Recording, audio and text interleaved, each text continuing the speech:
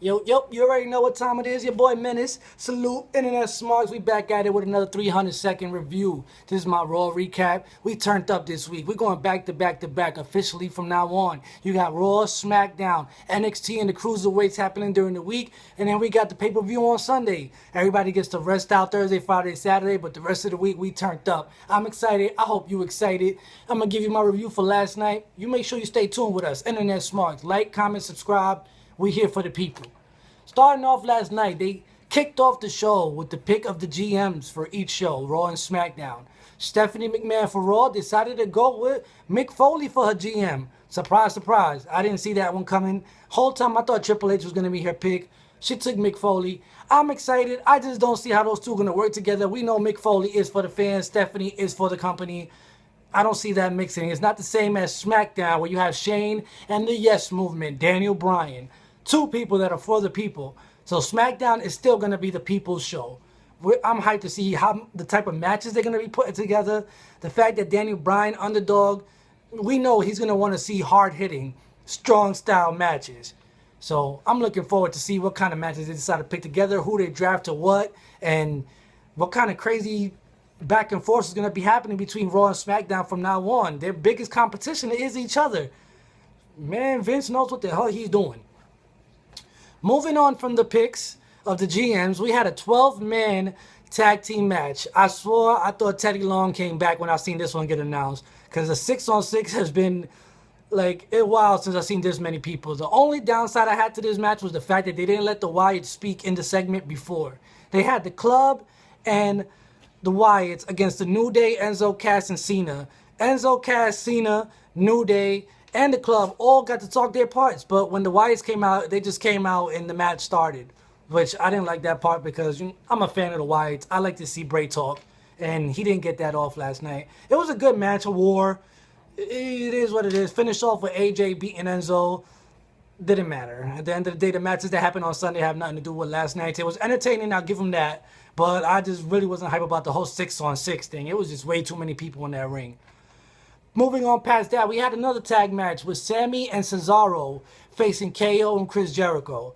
Now, Chris Jericho and KO are the GOAT heels, okay? Jericho is the GOAT of back then and present, and then KO is taking over from now to the future.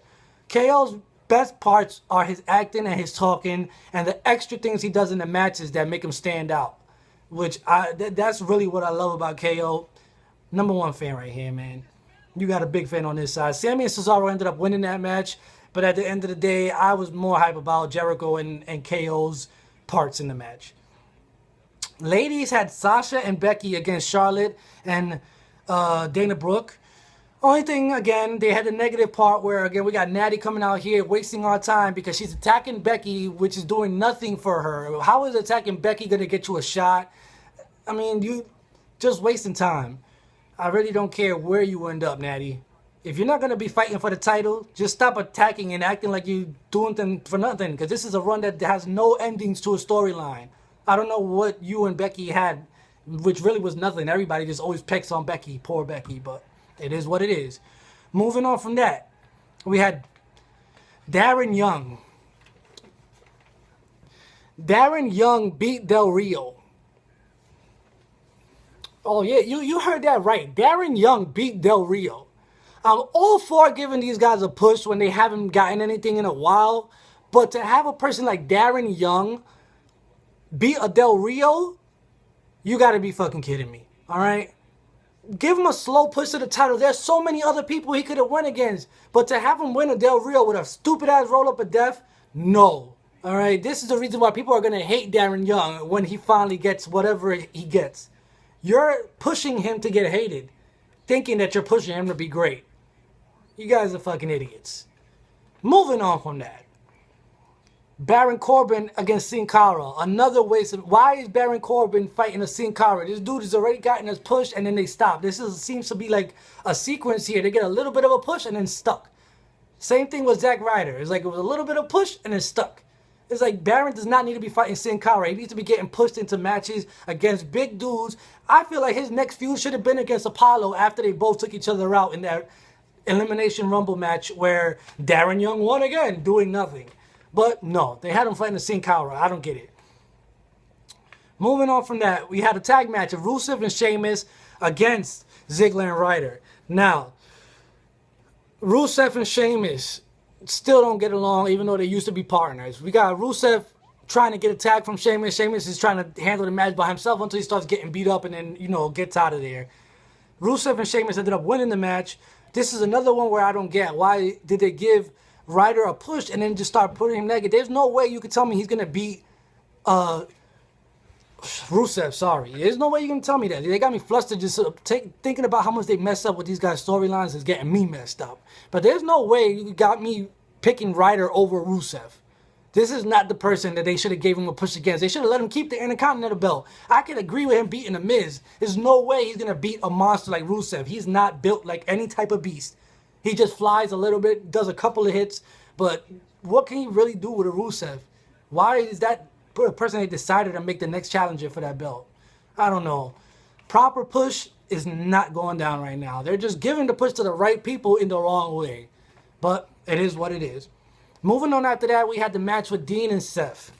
This one was a little bit confusing to everybody else that didn't switch to the network as soon as the show finished, because if the match was over, Seth was named the winner. Seth did not win. After the show was over, it moved on to the network. The referee called for another viewing of the match. As the replay played, he decided both of them were pinned. It was a double pin. They called for a draw. Dean gets the belt back. Seth tried to steal it. He tried to hit Dean with it. Dean ducks down, hits him with a Dirty Deeds. Match is over.